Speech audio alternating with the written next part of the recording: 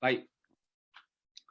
Bapak dan Ibu, serta semua saudara yang saya kasih dalam Tuhan Yesus Kristus, kita membahas topik tentang pluralisme agama, atau kajian kita mengenai mata kuliah pluralisme agama, dan saya mengundang kita membahas pokok pikiran, materi ke-7, mengenai pluralogi agama, yang saya singkat dengan istilah studi kemajemukan agama. Bukan studi agama-agama majemuk, tapi studi kemajemukan agama.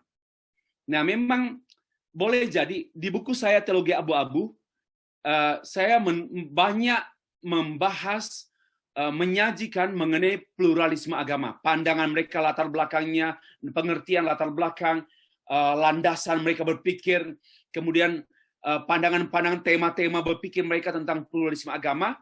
Lalu saya menindaklanjuti dengan mengkritik, memberikan tanggapan saya, dan diakhiri dengan penutup dengan teologi satu warna. Di buku Teologi Abu-Abu saya menawarkan satu teologi satu warna. Karena pluralisme agama, teologi dua warna, bahkan teologi gado-gado, teologi berwarna-warni, yaitu teologi balonku ada 5 rupa-rupa warnanya. Memang itulah teologi abu-abu. Nah, sekarang pada bagian terakhir buku saya Teologi Abu-Abu, saya menawarkan mengenai teologi satu warna. Ya, teologi evangelical, teologi reform, itu teologi satu warna. Saya pikir saya tidak membahas itu. Oke, mereka mungkin masih mengkritik saya. Oke Pak, kalau begitu Bapak mengkritik tentang pluralitas agama. Apa sumbangsi Bapak Ibu tentang keanekaragaman agama-agama yang ada dalam dunia? What is your contribution? Apa kontribusi Bapak?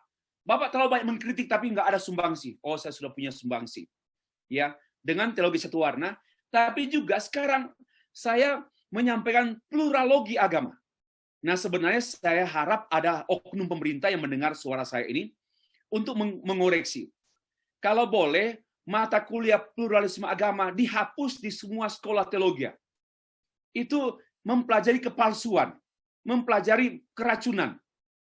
Semua sekolah teologi, bahkan andai kata di SMA, ada mata pelajaran pluralisme agama, tolong dibuang. Yang sebenarnya perlu dipelajari yaitu pluralitas agama. Ya, pluralitas agama. Yang menyedihkan ada oknum-oknum pejabat bergelar master dan doktor salah-salah omong. Karena memang tidak paham lah. Misalnya ada juga yang ngomong pada modernisme ini keliru. Modern. Modern itu era modern. Modernisme pandangan tentang isme-isme modern. Ya, saya masih memperhatikan beberapa Kapolri yang lalu ngomong pluralisme. Kita harus menjadi polisi yang menjunjung tinggi modernisme. Keliru. Menjunjung tinggi modernis atau ilmu-ilmu hasil berpikir modernis. Bukan modernisme, yaitu sudah keliru bahasa. Demikian pula pluralisme itu istilah yang sering disebut-sebut oleh para tokoh-tokoh bangsa kita, tetapi keliru. Seharusnya pluralitas agama.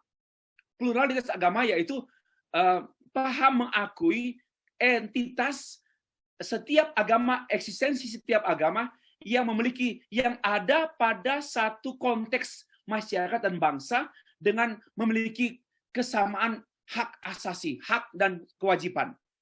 Ya, itu namanya pluralitas agama. Kalau pluralisme agama ini sudah menjadi isme, sudah tidak netral. Pluralitas netral. Pluralisme agama sudah tidak netral dan tidak pantas disebut-sebut oleh tokoh agama berkenaan dengan ide Pancasila. Pancasila itu pluralitas agama, bukan pluralisme agama. Ya. Oke. Nah, saya menawarkan satu ilmu baru. Ini ilmu baru yang belum ada di dunia. Baru ada di Basom. Di STT Basom. Yaitu pluralogi agama. Yang disingkat studi, bukan studi agama.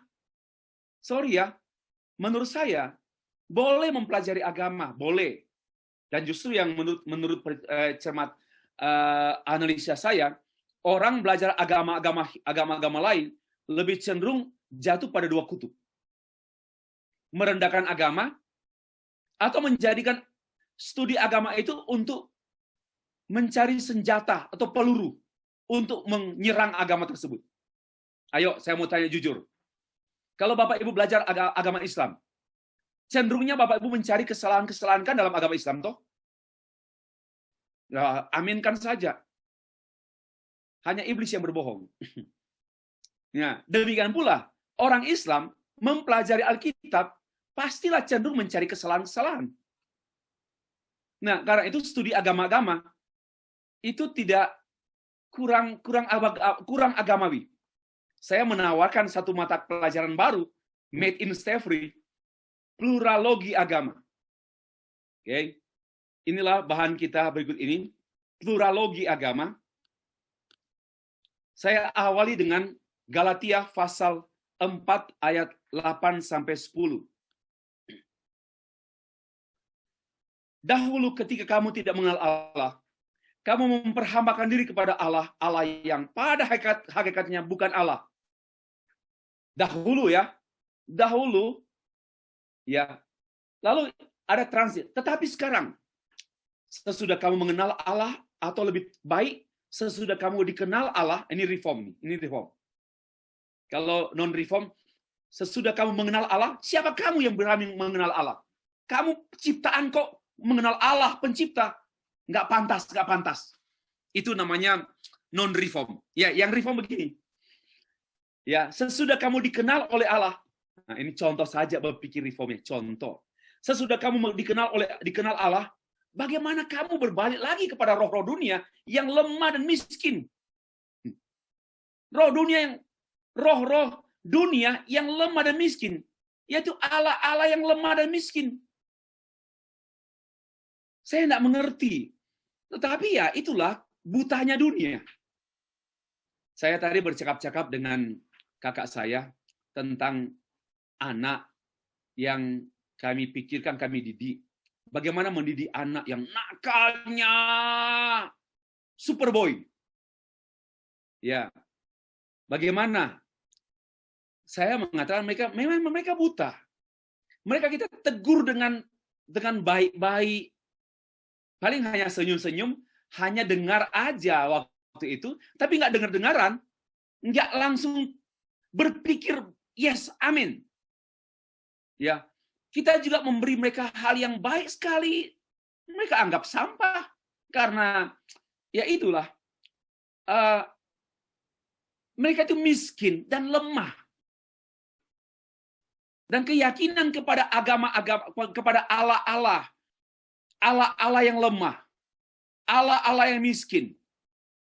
Ya, bagaimana? Tetapi kalau Allah sudah memperkenalkan dirinya kepada kita, loh, bagaimana kamu masih mau kembali? Artinya, sesungguhnya tidak mungkinlah orang yang sudah percaya Tuhan Yesus Kristus sungguh-sungguh tidak mungkin kembali lagi. Tidak mungkin kembali lagi. Ya, tidak mungkin berbalik pada roh-roh yang lemah. Kenapa? Yang miskin.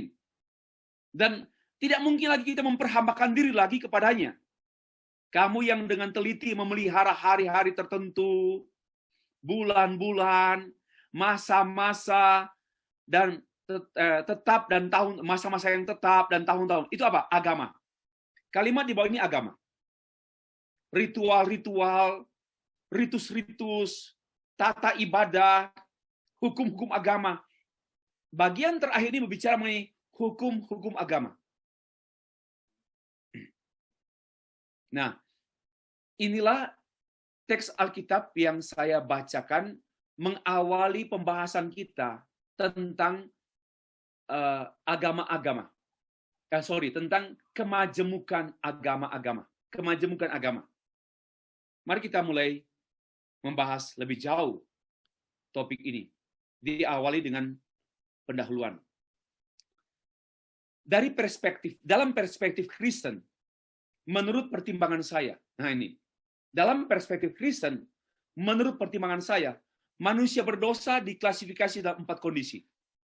Ini ide yang saya temukan tadi sore, waktu makan pisang goreng. Ya, sebenarnya 2 saja, yaitu orang percaya dan orang tidak percaya. Tetapi mencermati manusia berdosa ini ya, manusia berdosa ini diklasifikasi dalam 4 kondisi. Saya menyebutnya bukan 4 tipe, bukan 4 jenis, tetapi 4 kondisi. Ya, ini dalam perspektif Kristen menurut saya. 1, manusia berdosa yang percaya kepada Allah dalam Yesus Kristus. Itulah kondisi pertama.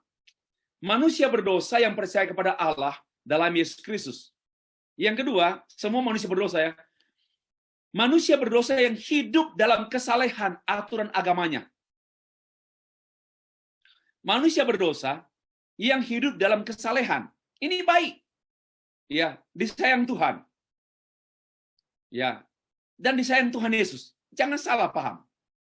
Orang-orang beragama Hindu, Buddha, Islam yang hidup dalam kesalehan agamanya masing-masing disayang Tuhan juga. Termasuk agama suku. Tapi orang-orangnya ini orang berdosa, namun orang beragama. Sehingga mereka, keberdosaan mereka dikontrol oleh agama mereka masing-masing. Ya, sehingga mereka tidak menjadi super berdosa.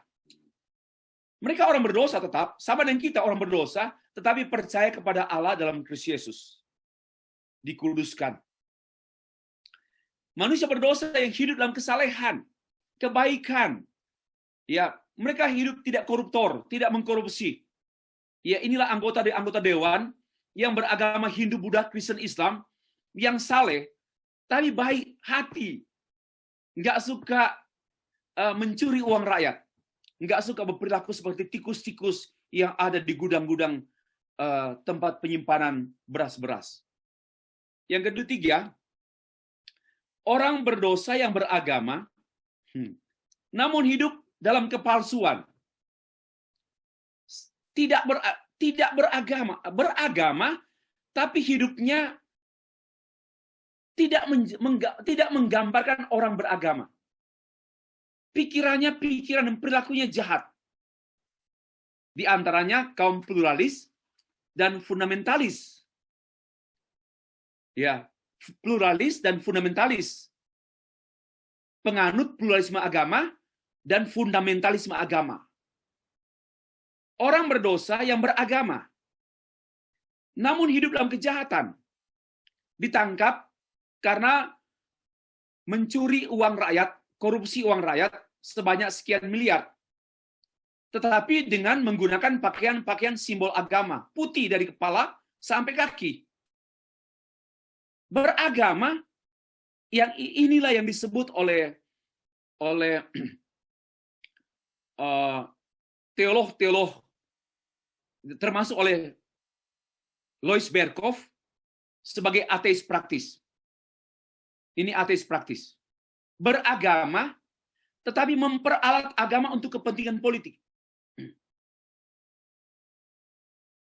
Ya. Memperalat agama untuk kepentingan politik. Jual beli suara demi kepentingan politik. Ini kejahatan. Memanipulasi agama. Inilah manusia berdosa beragama, termasuk orang beragama tapi hidup dalam kejahatan. Hidup dalam penipuan, hidup dalam kepalsuan. Lalu yang keempat, kondisi yang keempat, manusia berdosa yang tidak mau beragama. Yaitu baik ateis bermoral maupun ateis yang jahat. Banyak juga ateis yang baik. Ya. Banyak juga ateis yang baik. Dan saya akan mengajak Bapak Ibu untuk melihat mengagumi Tuhan yang menghargai orang-orang yang beragama lain. Dan hendaknya itu menjadi pedoman kita untuk menghargai orang-orang beragama lain. Ini yang namanya pluralogi agama.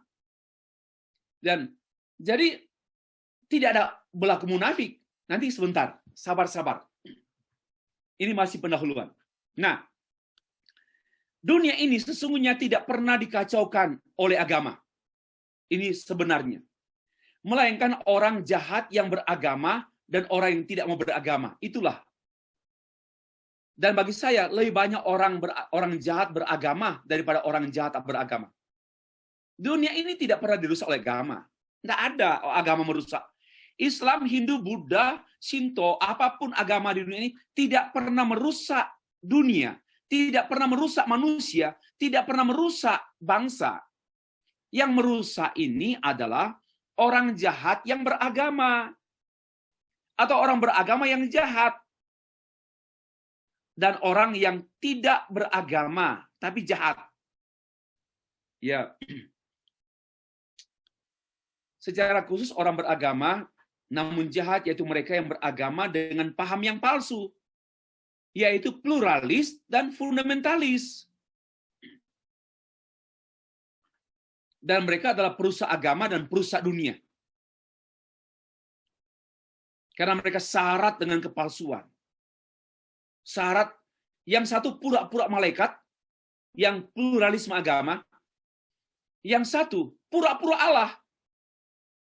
Pura-pura menganggap utusan Allah, membela pemimpin agama. Itulah perusak dunia dan perusak masyarakat, perusak tatanan, perusak kemanusiaan.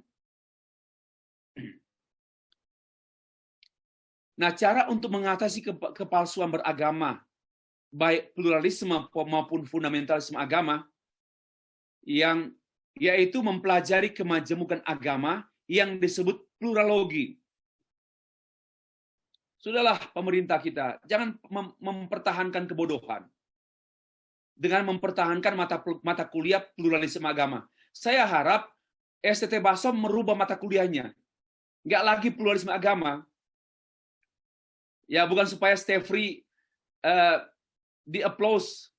Bukan. Tapi yang benar lah. Kita nggak boleh belajar kepalsuan dari si palsu. Boleh juga lah kalau mempelajari pluralisme agama, ya dari Alkitab lah, bukan dari para kaum pluralis. Nah, saya memulai dengan pluralogi agama, pengertian pluralogi agama, pengertian. Ini ide saya. Pluralogi agama adalah suatu studi yang mempelajari hakikat kemajemukan agama-agama yang berbeda-beda. Jadi tidak mempelajari agama-agama. Jadi studi agama-agama berbeda dengan pluralogi agama. Karena agama-agama yang kita pelajari kita akan cenderung jatuh pada dua kubu atau pada dua kutub. Yaitu mempelajari agama A, lalu kita menjadi penganut agama A tersebut. Atau mempelajari agama A, lalu kita menjadi penghina agama tersebut. Nah, ini tidak wajar. Pertama, tidak menghargai hidayah bagi Islam, tidak menghargai anugerah Allah bagi Kristen. Dengar baik-baik. Ya, kita tidak mempelajari agama, tetapi mempelajari kemajemukan dari agama-agama yang berbeda-beda, satu dengan yang lain. Namun, memiliki persamaan pengakuan hak dan kewajiban. Inilah yang harusnya disuruh ajar oleh pemerintah kita. Pemerintah kita menyuruh harus ngajar ini, jangan pluralisme. Ini salah kaprah. Kaprah aja salah. Nah, sehingga setiap agama memiliki hak yang sama. Entah dia jumlah banyak, jumlah sedikit, jumlah banyak sekali. Nggak ada istilah minoritas, nggak ada istilah mayoritas. Karena ini equal. Equal ini menyangkut quality. You know equal. Equal ini menyangkut quality, bukan menyangkut quantity. Even though ya sekalipun banyak tapi equal. Equal ini menyangkut quality, quality bangsa. Kalau bangsa kita terletak pada kuantitas, hancurlah bangsa ini. Yaitu dipimpin oleh anggota-anggota DPR yang banyak tapi tidak berkualitas. Silakan. Karena terpilih kan, suara banyak kan, demokrasi kan, demokratis. Di mana yang terpilih ini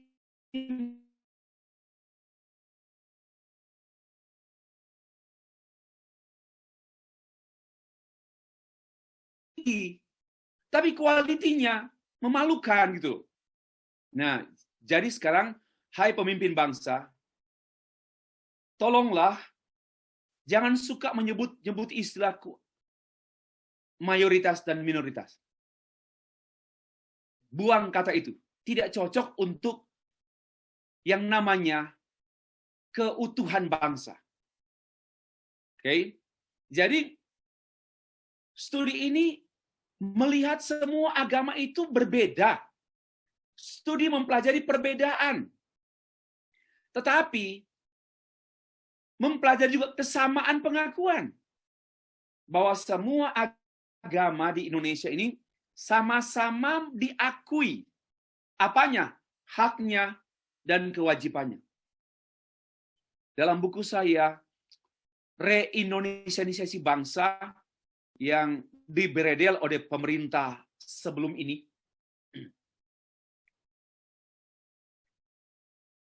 dibukakan budget untuk Bimas Kristen hanya 0,0%, 0,05% budget untuk Kristen, pembinaan iman umat Kristen. Lalu di bawah Hindu, Buddha, paling sedikit lagi. Kemudian yang mendominasi keuangan negara ini untuk pembinaan umat, 85% itu mengalir semua ke agama yang diklaim mayoritas. Ya, tidak heran secara fisikal pembangunan agama secara fisik, termasuk peningkatan mutu SDM yang menyekolahkan anak bangsa beragama A, beragama B, beragama C, yang ditopang oleh budget negara karena mudah memperolehnya. Itu menyekolahkan anak bangsa ke Mesir, ke Amerika, ke banyak untuk studi, dan mereka mendapatkan fasilitas. Ya, bersyukur dengan dirjen kita yang sekarang ini sedang program menyekolahkan sejumlah mahasiswa S2, S3 ke banyak negara di berapa tahun terakhir, mungkin 2-3 tahun terakhir ini. Ya, salah satu program unggulan Pak Thomas Penturi. Satu program unggulan menyekolahkan hanya baru dalam batas sekolah teologi. Saya pikir bagaimana menyekolahkan anak-anak Kristen, Hindu, Buddha, Islam secara seimbang. Ya, secara seimbang, yang berkualitas. Nah, inilah dampak positif dari mata kuliah atau dari subjek topik pluralogi agama. Kalau nggak pluralogi agama, hanya ada diskriminasi agama. Nah, saya mau tekankan beberapa kalimat. 1. Pluralogi agama tidak mempelajari agama-agama. Apalagi mempelajari teologi agama Islam, teologi agama Buddha, untuk apa gitu? Untuk apa? Nah, untuk supaya menemukan senjata dan menjatuhkan mereka? Nampaknya ini perlu dihindari dan tidak ada guna.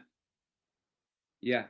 Yang kedua, tidak mempelajari perbedaan dan kesamaan agama. Pluralogi tidak mempelajari perbedaan dan kesamaan agama. Tidak. Ya, ini sama. Coba, yang mempertajam perbedaan itu kan, yang mempertajam perbedaan agama itu kan, itu fundamentalisme agama.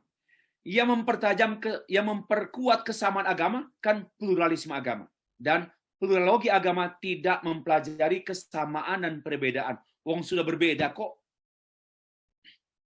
Yang ketiga, melainkan pluralogi agama mempelajari kesamaan hak dan kewajiban agama. Kesamaan hak, saya harap pemerintah dengar suara ini, biar eling. Ya, nggak lagi hidup dalam kesalahan bertahun-tahun, sehingga kita mempersalahkan agama terus. Bagi saya, keliru. Kita tidak boleh mempersalahkan agama. Ya, tapi oknum-oknum lah, atau pemimpin-pemimpin agama yang picik dan yang tidak benar inilah yang perlu kita luruskan melalui Pancasila. Nggak ada cara lain. Yang keempat, peran agama yang dipelajari yaitu peran agama bagi kerukunan dan kemajuan agama bangsa. Peran agama bagi kerukunan dan kemajuan bangsa. Inilah namanya pluralogi agama. Yang kita tekankan mengenai pluraloginya, kemajemukannya, bukan kesamaannya, keperbedaannya, dan bukan agamanya. Nah, Pak, Bapak punya teori ini ada dasarnya? Oh, saya punya dasar. Nih, sebelum dasar tujuan dulu. Tujuan pluralogi agama. 1, memahami mengakui agama-agama sebagai kekayaan bagi pemurnian agama dan pengabdian kepada agama. Dengan belajar ini, kita bersentuhan dengan agama lain dalam rangka memurnikan agama kita, bukan memurnikan agama mereka. Ya, perjumpaan kita dengan Islam, perjumpaan kita dengan Buddha, Hindu, bukanlah dalam rangka menunjukkan kesalahan mereka, melainkan untuk memurnikan kita. Apakah kita sudah tulus menerima mereka? Apakah kita sudah tulus mendoakan mereka? Ya, atau bulus? Kita sudah tulus enggak mengatakan selamat pagi Pak Nurdin? Apa tulus kita bicara selamat pagi Pak Muhammad? Apa tulus kita berkata membantu seorang ibu menyeberang, ya, seorang ibu yang menggunakan pakaian mukena atau pakaian yang kita tahu dia adalah orang Islam? Apa kita tulus? Apa gereja tulus membantu orang-orang Islam di tempat-tempat penginjilan, atau hanya karena supaya gereja nggak dibakar? Banyak orang Kristen pura-pura mengasihi orang Islam supaya gereja tidak dibakar. Ini namanya sogok. Kenapa? Karena tidak belajar pluralogi agama. Itu artinya. Ya, yang kedua, mewujudkan agama-agama, ya, termasuk juga pemeluk-pemeluk agama yang dewasa hidup bersama. Selama ini kanak-kanak, ya, apalagi fundamentalisme, rakus, egois, mau menguasai dunia ini, mau menguasai pemerintah. Kalau bisa Indonesia harus menjadi agama Kristen. Oh, pada waktu saya mendengar partai partai Kristen dulu itu? Partai Damai Sejahtera. PDS. Ya, PDS mau mengkristenkan Indonesia. Saya tidak tertarik. Dengarkan saya baik-baik. Ya, pada waktu Pak Royandi lah, sorry ya, saya terus terang saja, karena dia ceramah di kampus saya. Dia menyampaikan, kita mengkristenkan legislatif, yudikatif, eksekutif dengan burung Garuda, dengan burung merpati. Saya bilang ini saya anti PDS. Kenapa? Ini pengkhianatan pada bangsa. Dan ini tidak Kristiani dan tidak biblikal. Ini pendapat saya. Waktu itu saya galak seperti itu. Maka saya khotbah di Surabaya. Saya diundang di satu gereja. Lalu di pintu gerbang itu ada banner pendeta jemaat lagi calon anggota legislatif Surabaya. Partai PDS. Saya diundang khotbah. Oh, ini benar-benar tadi tidak bertambah, tidak menambah, tidak mengurang. Saya khotbah. Tolong bersihkan gereja ini dari sarang penyamun. Yaitu mempolitisasi gereja. Seperti banner di depan. Wah, saya dimarah dan sampai sekarang nggak diundang lagi. Nggak apa-apa. Saya turun dari mimbar, selesai, nggak terima kasih. Pak, terima kasih khotbahnya. Saya bilang, Bapak jangan begitu dong. Bapak jangan begitu dong. Ya, ini pendeta jemaat yang ngomong, Bapak jangan begitu dong. Ya, karena saya bicara, jangan berpolitik di gereja seperti itu. Ya, pendeta jemaat pakai banner lalu PDS. Lalu dia bilang, saya akan lapor Bapak kepada pimpinan Bapak, Pak Octavianus. Silakan lapor. Saya waktu sudah rektor. Silakan lapor. Karena Pak Octavianus juga salah satu penasihat PDS. Silakan lapor. nggak apa-apa juga. Akhirnya PDS terguling. Dan terguling karena apa? Karena juga perebutan kekuasaan. Sudah benar buat saya. Jangan melawan Tuhan lah. Dan memang saya nggak setuju pada waktu PDS itu menyebut kalimat bagaimana kita mengkristenkan legislatif, eksekutif, yudikatif. Bagi saya ini perusakan negara. Dan yang kedua, bukan itu maksud Tuhan Yesus. Tuhan Yesus tidak sekecil itu. Tidak mengkecilkan kekristenan yang universal hanya seluas bangsa. Indonesia ini kecil. Kristen itu lebih luas daripada Indonesia. Jangan lupa itu. Bahkan kekristenan lebih luas dari dunia ini. Kumpullah ratusan dunia, ratusan bangsa. Kekristenan adalah unlimited. Ini penting sekali. Nah, oke. Yang ketiga, tujuan studi pluralogi agama mengakui persamaan hak semua agama dalam suatu konteks masyarakat dan bangsa. Maka tidak ada diskriminasi agama. This is good. Saya sudah jelaskan tadi. Keempat, tujuannya mewujudkan peran yang sama, semua agama peran yang sama. Bisa jadi presiden. Presiden tidak harus Islam. Presiden tidak harus Buddha. Presiden tidak harus Hindu. Semua warga negara berhak menjadi presiden. Tapi kan dulu kita kanak-kanak kan, presiden harus orang Jawa. Ya, presiden harus Islam. Itu kanak-kanak, tidak dewasa.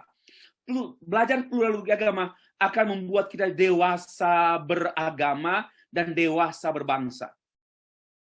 Ya, pluralogi agama memfasilitasi kita untuk menjadi warga negara yang dewasa beragama dan dewasa hidup bersama agama-agama lain dan dewasa berbangsa dan bermasyarakat.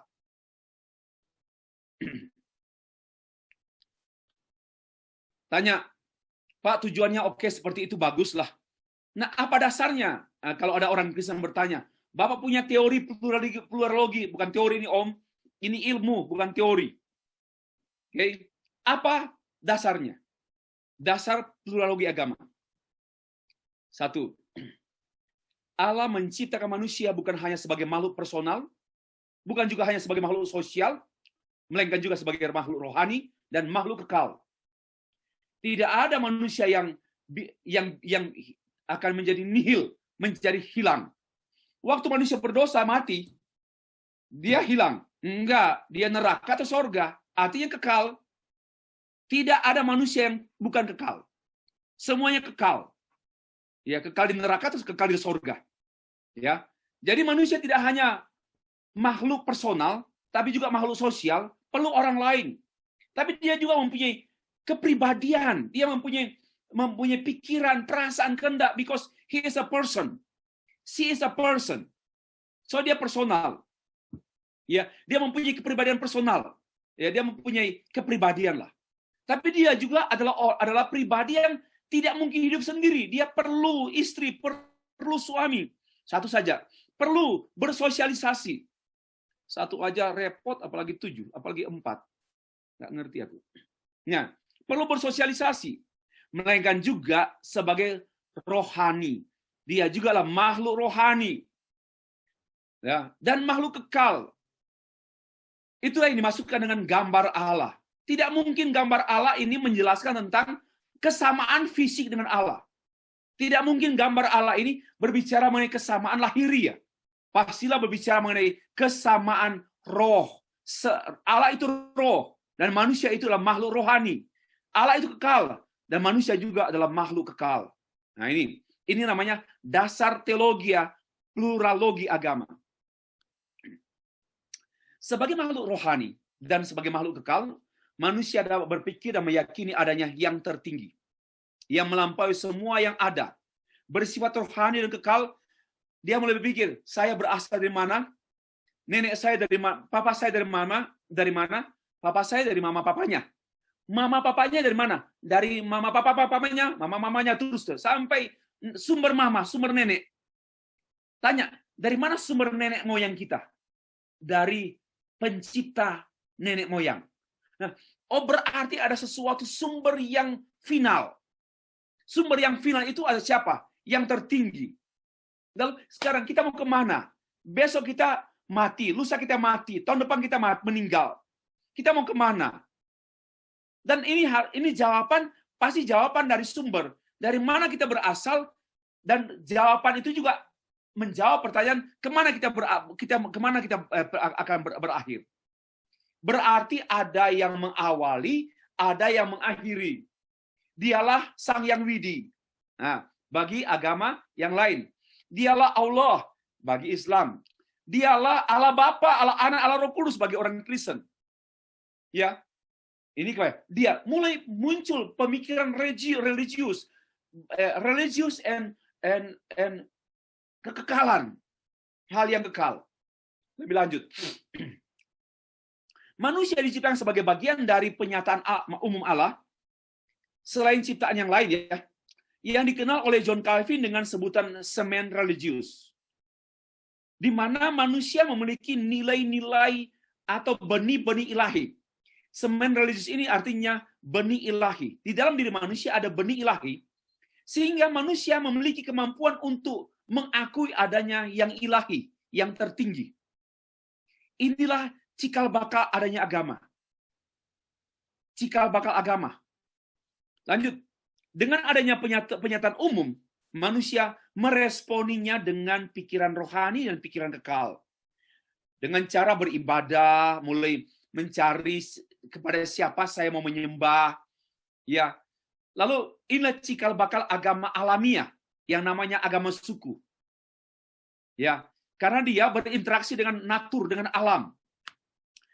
Kenapa saya setiap kali lewat di depan pohon beringin ini, saya kok merasa ada tiupan angin, dan setiap kali saya pulang rumah saya sakit. Oh, berarti di sini ada sesuatu yang lebih hebat dari saya. Maka itu dialah yang maha tinggi. Nah, mulailah. Bagaimana caranya? Dia mengambil hati.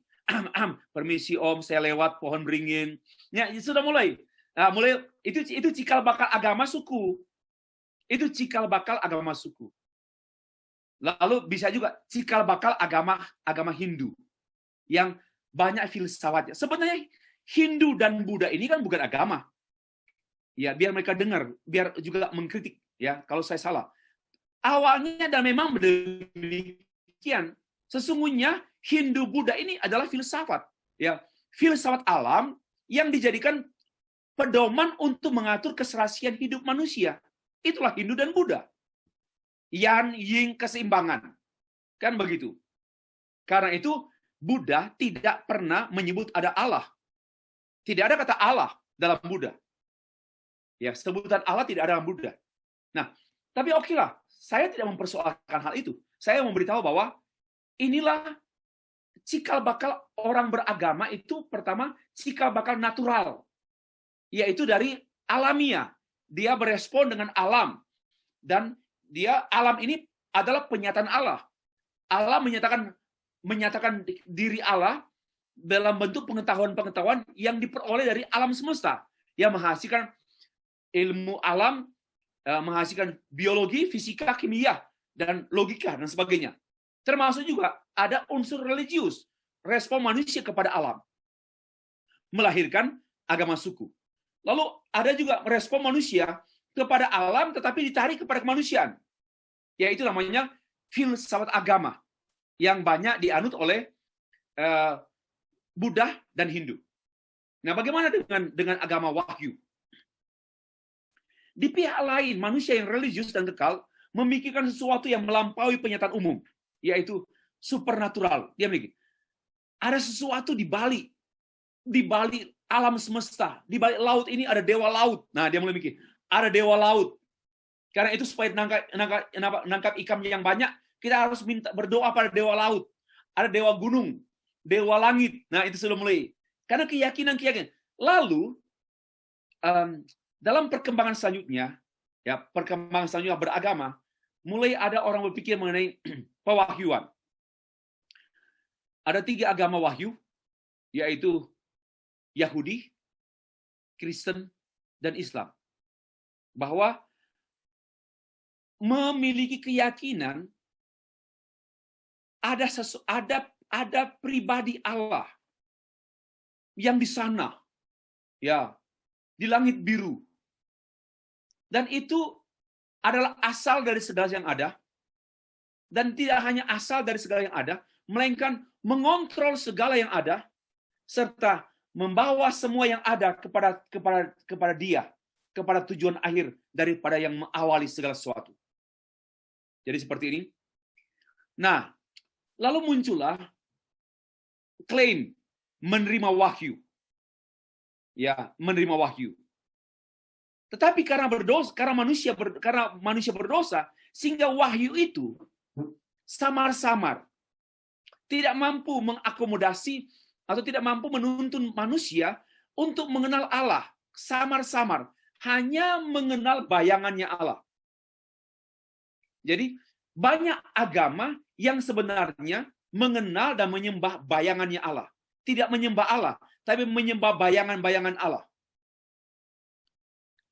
Tanggapan manusia terhadap pernyataan umum yang berbeda-beda dan termasuk karena juga pengaruh dosa, maka kemampuannya dibatasi oleh dosa, sehingga bangkitlah sejumlah agama dan sejumlah fakta agama, sejumlah entitas agama, sejumlah eksistensi agama, dan muncullah sejumlah agama, ini namanya pluralitas agama. Inilah sedikit ya penjelasan saya tentang landasan teologi agama-agama.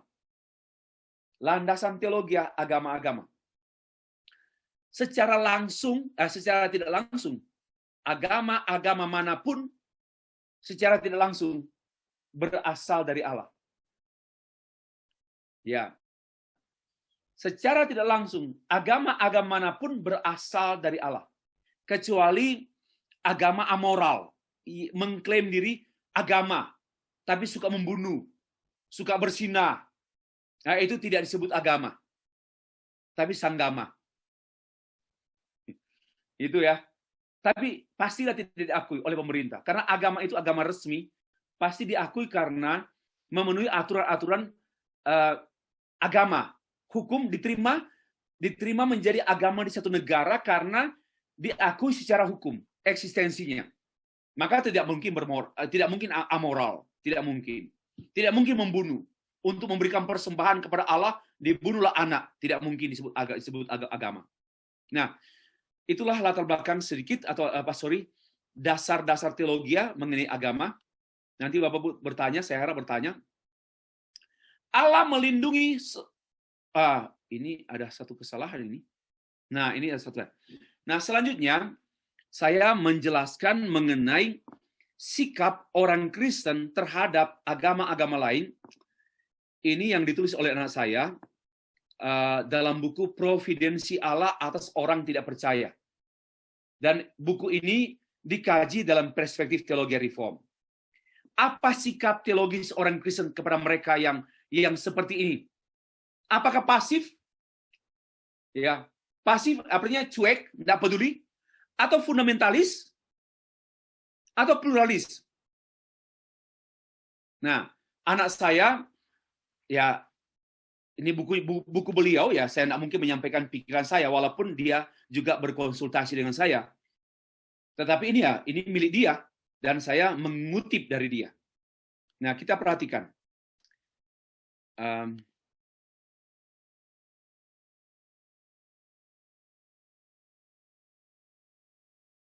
Kita perlu perhatikan dulu Allah dan orang tidak percaya atau agama non-Kristen. Dari tulisan, ada orang-orang beragama lain adalah rekan sekerja dalam hal mengelola alam semesta. Kenapa? Karena mandat budaya itu tidak diamanatkan untuk orang Kristen. Mandat budaya beranak cuculah, taklukkanlah bumi, dan berkuasalah atas burung-burung di udara dan sebagainya, itu mandat ini, tugas ini, bukan hanya tugas orang Kristen. Tetapi tugas orang percaya, dan juga tugas semua manusia, termasuk yang beragama Islam, Hindu, Buddha. Berarti, mereka adalah orang non-Kristen adalah mitra kerja kita dalam mengolah alam dunia ini. Inilah pluralogi agama. Okay. Yang kedua, Allah memberkati orang beragama lain, non-Kristen. Ya, perhatikan Kejadian 5 ayat 2. Allah memberkati semua manusia. Walaupun dalam pasal 5 ini manusia sudah berdosa. Karena berdosanya manusia sejak pasal 3. 3, 4, 5. Walaupun manusia berdosa, walaupun dia beragama lain, Allah memberkati semua manusia. Ya. 3. Allah menghendaki orang tidak percaya mengalami mujizat. Ingat tulisan, ingat Tula di Mesir? Bapak Ibu tahu Tula di Mesir itu untuk siapa? Itu juga untuk Mesir, memperingatkan mereka. Ya, karena kekerasan hati Firaun. Maka Allah melakukan tanda-tanda ajaib. Dan tanda-tanda ajaib ini untuk orang Mesir sebagai satu peringatan, tapi untuk orang Israel sebagai ucapan syukur. Ya, karena providensi Allah atas orang Israel yang di mana Allah mengadakan tanda-tanda ajaib. Air menjadi darah. Kata tula apa, kematian anak sulung dan sebagainya. Itu bukan hanya untuk orang Israel. Itu menjadi tanda syukur, menjadi syukur orang Israel karena providensi Allah. Tapi juga ini menjadi peringatan karena Allah mengasihi orang Mesir. Supaya mereka lepas dari sikap yang keliru kepada orang Israel. Ya. 4. Allah menyembuhkan orang tidak percaya. Di buku ini, ya ini bukunya, Allah juga menyembuhkan orang tidak percaya. Ya buktinya juga hari ini.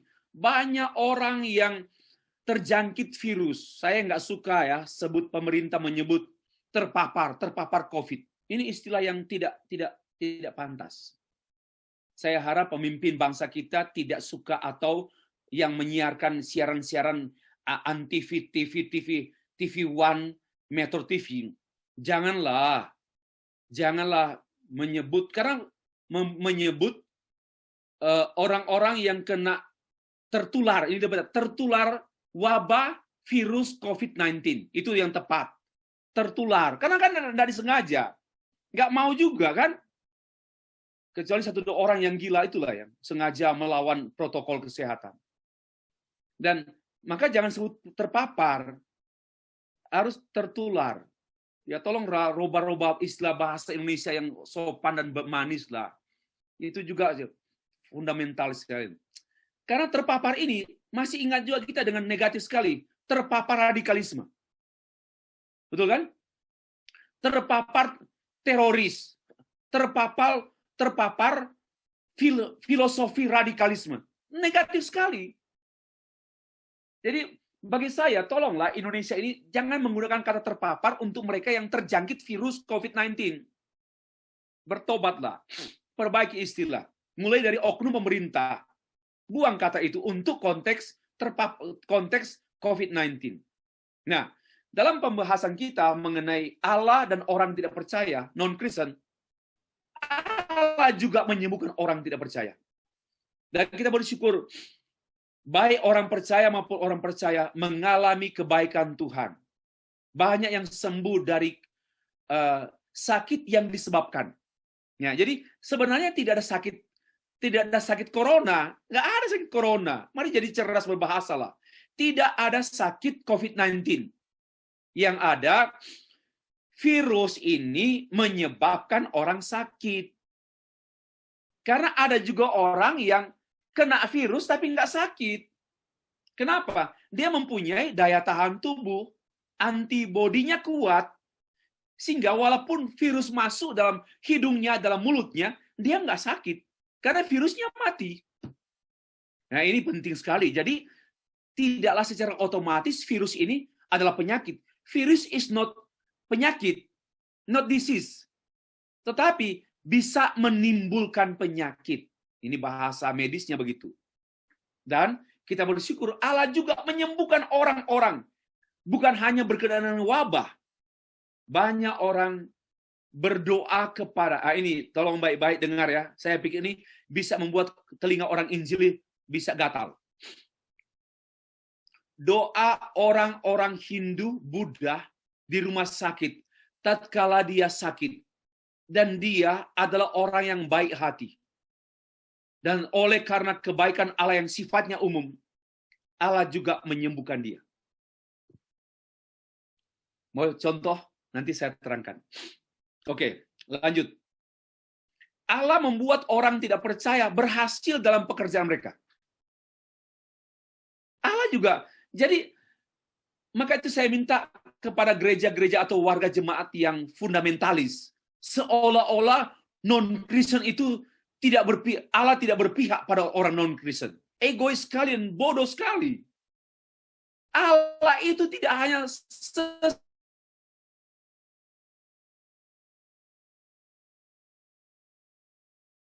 Allah itu adalah Allah semua umat. Hanya ada yang pengertian umum dan khusus. Ya, kebaikan Allah secara umum pelihara Allah. Siapa yang berani berkata binatang ini hanya dipelihara oleh peternak? Ya. Siapa yang pelihara binatang-binatang untuk menjaga tidak punahnya binatang tertentu yang di hutan rimba? Siapa yang pelihara mereka? Saya yakin Allah ikut ambil bagian menjaga supaya spesies-spesies ini tidak punah. Jadi binatang pun dipelihara Tuhan. Apalagi orang yang tidak percaya. Mari keluar dari fundamentalisme berpikir. Ya, saya nanti perhatikan. Allah menjawab doa orang yang tidak percaya. Contohnya pada waktu Yunus kemudian keluar dari perut ikan, lalu dia berkhotbah, dan Raja Niniwe mendengar khotbah Yunus, dia menyerukan untuk berpuasa. Ya, ini Niniwe ini bukan umat Allah. Ya, ini bangsa-bangsa di luar Israel. Tapi waktu mereka mendengar bahwa Niniwe akan ditunggang balikan, maka mereka, bahkan binatang-binatang pun disuruh puasa. Nggak boleh kasih makan binatang selama 3 hari. Selama berapa hari. Dan Tuhan mendengar doa mereka. Masih ingat Hagar? Setelah diperalat oleh Abraham, lalu dia melahirkan anak namanya Ismail. Kemudian Sarah iri hati, dan akhirnya Sarah mengusir Hagar, dan Hagar pergi keluar, jauh pergi, dan dia berdoa dengan hati pedih kepada Allah. Apa Allah tidak menjawab doa dia? Allah datang mengunjungi Hagar yang tidak percaya pada Allah Yahweh. Ini penting untuk kita pikirkan. Juga perempuan dari Tirus dan Sidon. Ini daerah Tirus dan Sidon itu bukan orang Yahudi. Ya. Yang ketujuh, Allah melindungi orang yang tidak percaya dan orang yang tidak percaya dari bencana alam dan dari kejahatan sesama manusia. Bisa membaca Bilangan pasal 35 ayat 15, nanti baca sendiri kalau mau tertarik. Ya, setahu saya di Basom sudah ada buku ini. Di perpustakaan Basom sudah ada buku ini. Karena buku ini terbit tahun 2019, saya pikir sudah ada. Allah memakai orang tidak percaya untuk menghukum orang percaya. Banyak teks ini. Misalnya orang Israel oleh bangsa Asyur,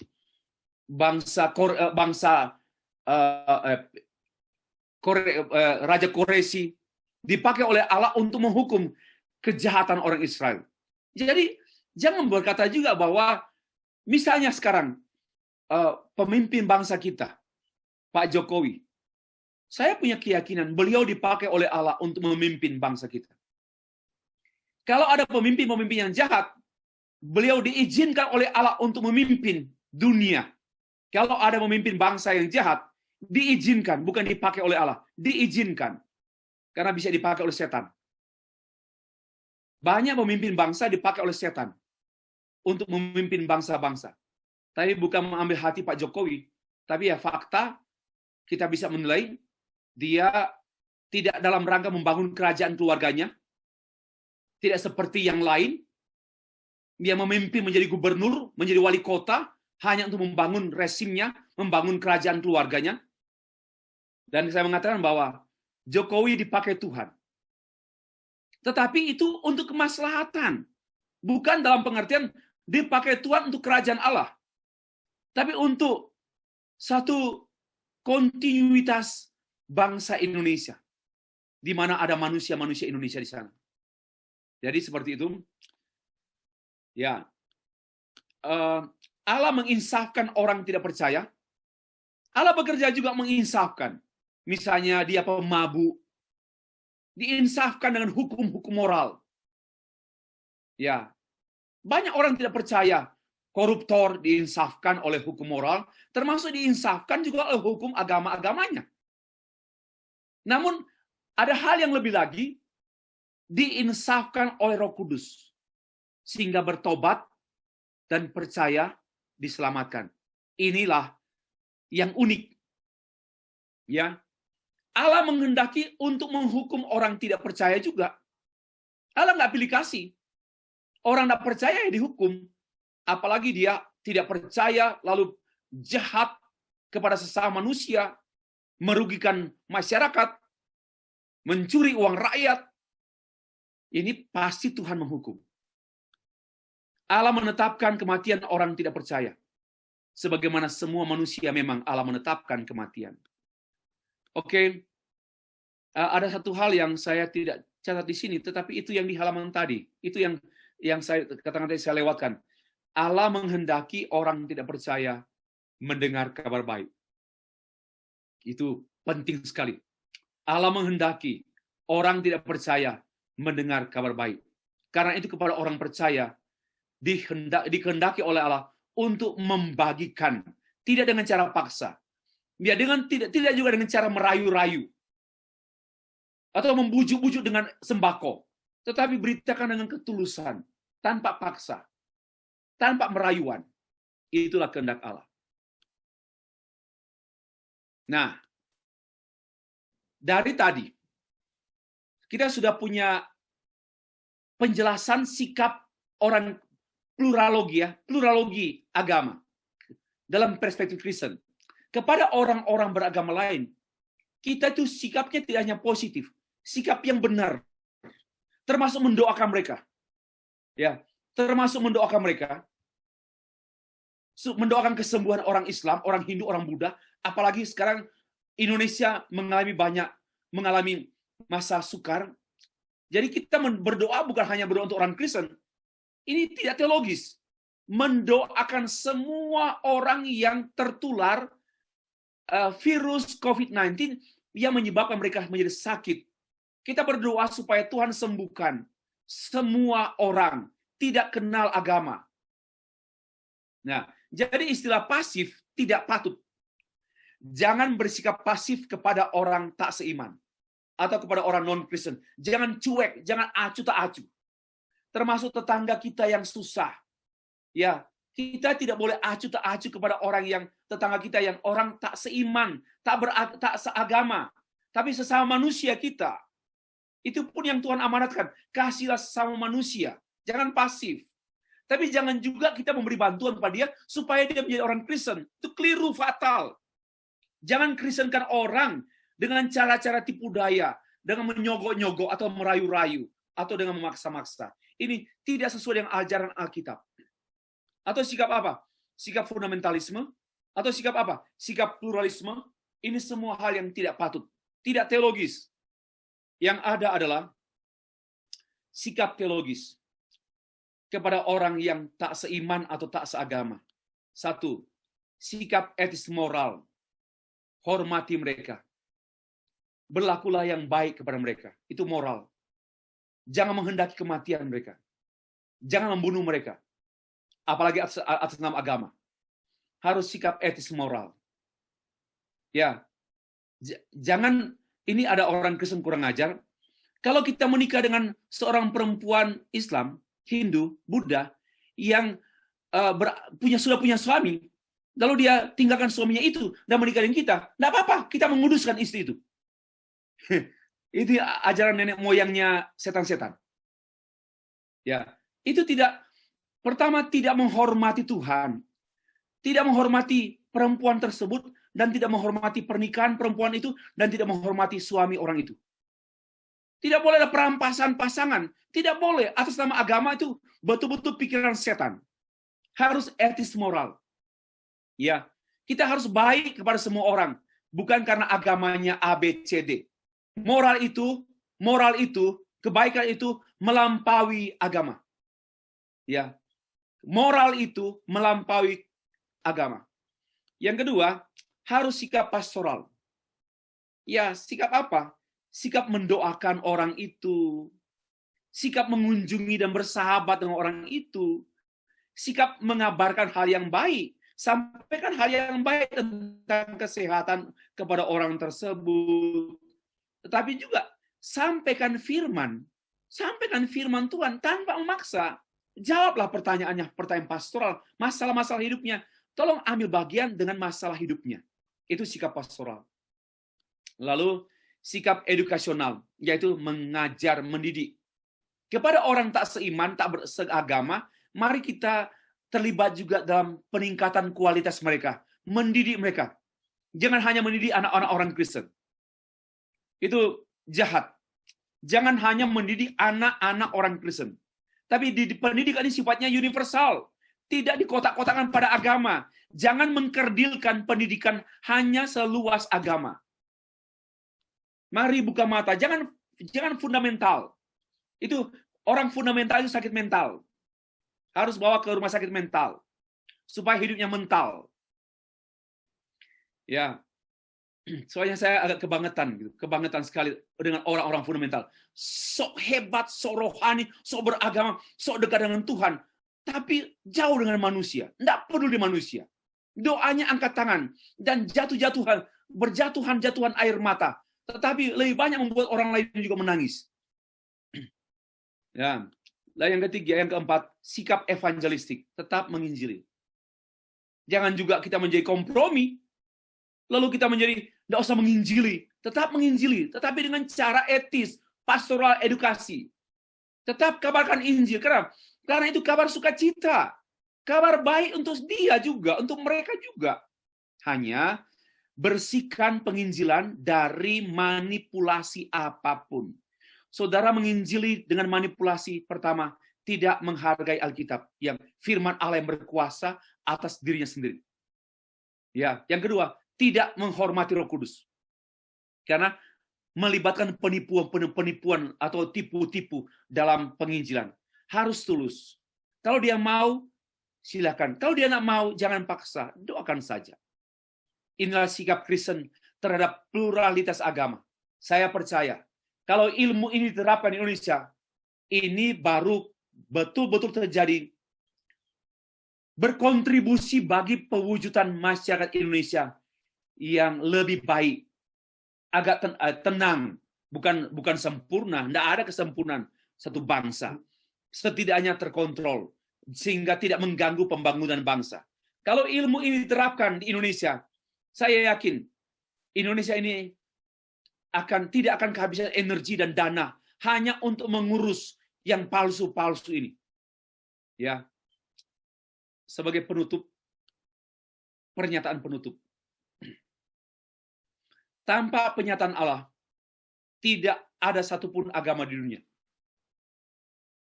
Ya, tanpa God's revelation, tidak satupun agama di dunia ini. Agama adalah wadah atau alat untuk membangun manusia, bukan jalan. Ya, tadi 2 malam yang lalu saya tekankan bahwa agama itu bukan jalan. Allah itu jalan. Firman Allah itu jalan. Tapi agama bukan jalan.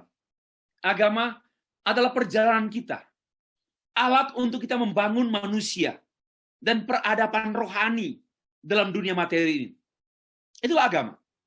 Supaya terjadi keseimbangan antara materi dan rohani. Saya nggak mengatakan jasmani rohani ya. Kenyataannya dunia fisik ini, kalau tidak dikontrol oleh rohani, akan menjadi dunia kotor. Dunia fisik ini ya, termasuk berkat-berkat jasmani, ini kalau nggak dikontrol oleh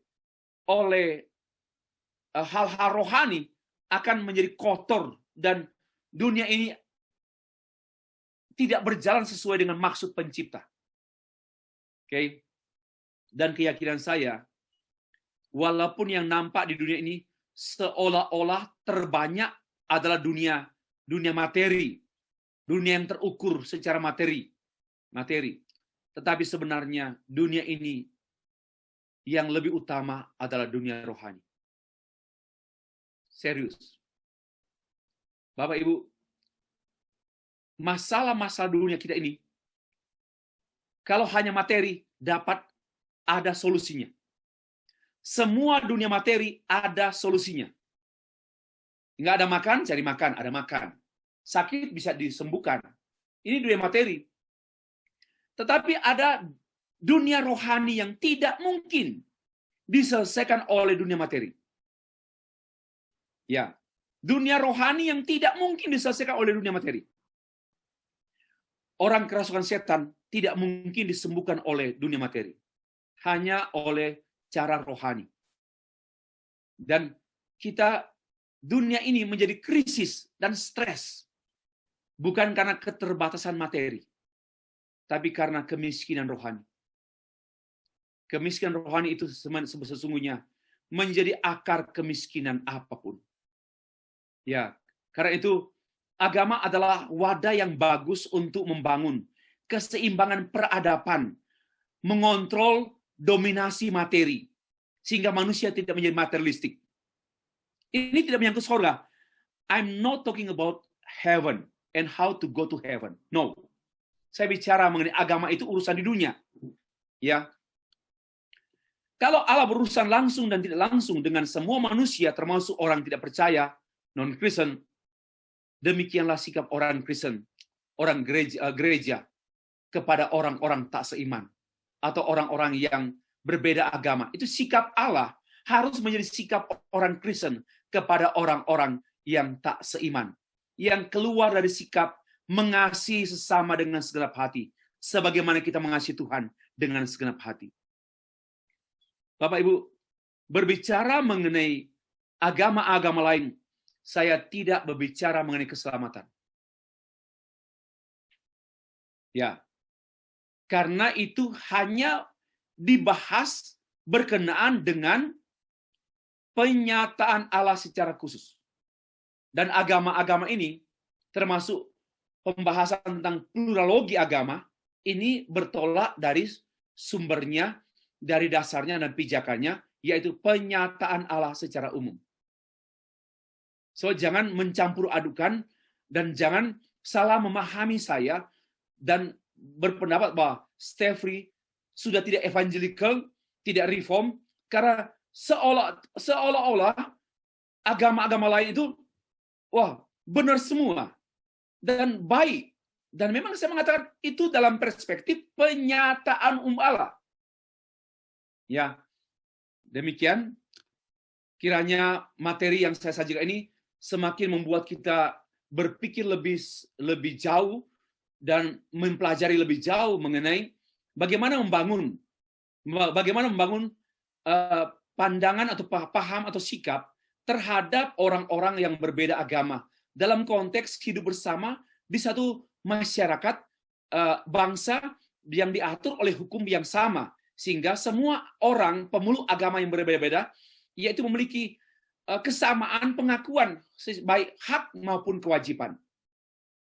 Secara khusus dalam perspektif Kristen, kita harus menyikapi orang beragama lain sebagaimana Allah menyikapi mereka secara umum, dengan anugerah umum, dengan kebaikan umum, dengan penyataan Allah secara umum, dan tidak dalam rangka mendiskreditkan atau meremehkan, membuang, menyepelekan. Mari menghargai, mengasihi mereka sebagaimana Allah menghendaki kita mengasihi mereka, seperti kita mengasihi Tuhan.